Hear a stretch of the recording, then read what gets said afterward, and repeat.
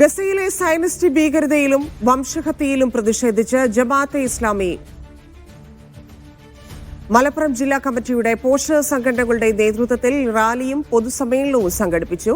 Gaza ഐക്യദാർഢ്യ റാലിയിൽ ആയിരക്കണക്കിന് പേരാണ് പങ്കെടുത്തത്. വെടിനിർത്തലല്ല, പലസ്തീന് സമ്പൂർണ്ണ സ്വാതന്ത്ര്യം കൊടുക്കലാണ് ലോകത്തിന്റെ ഉത്തരവാദിത്തമെന്ന് ജമാഅത്തെ ഇസ്ലാമി അഖിലേന്ത്യാ secretary general T Arif Ali പറഞ്ഞു. സോളിഡാരിറ്റി, SIO, GIO എന്നിവയുടെ സഹകരണത്തോടെ സംഘടിപ്പിച്ച സമൂദ് വേവ് ഐക്യദാർഢ്യ റാലിയിൽ പാലസ്തീൻ കൊടികളുമായി സ്ത്രീകളും കുട്ടികളും ഉൾപ്പെടെ ആയിരക്കണക്കിന് പേർ പങ്കെടുത്തു.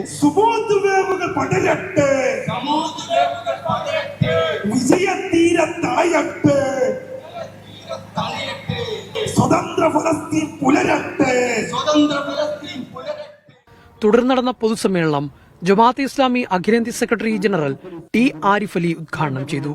പറഞ്ഞാൽ ചിലപ്പോൾ വെടിനിർത്തൽ ഉണ്ടായെന്നിരിക്കും, അവിടേക്ക് കുറച്ച് ഭക്ഷണ പദാർത്ഥങ്ങൾ എത്തിയെന്നിരിക്കും, ചിലപ്പോൾ ആളുകൾക്ക് പുറത്തിറങ്ങി നടക്കാനും സ്കൂളിൽ പോകാനും ചികിത്സിക്കാനും പത്രങ്ങൾ വായിക്കാനും മീഡിയ കാണാനും ഒക്കെ ഉള്ള അവസരങ്ങൾ ഉണ്ടായി എന്നിരിക്കും, ഒരു സാധാരണഗതിയിലേക്ക് മാറി എന്നിരിക്കും.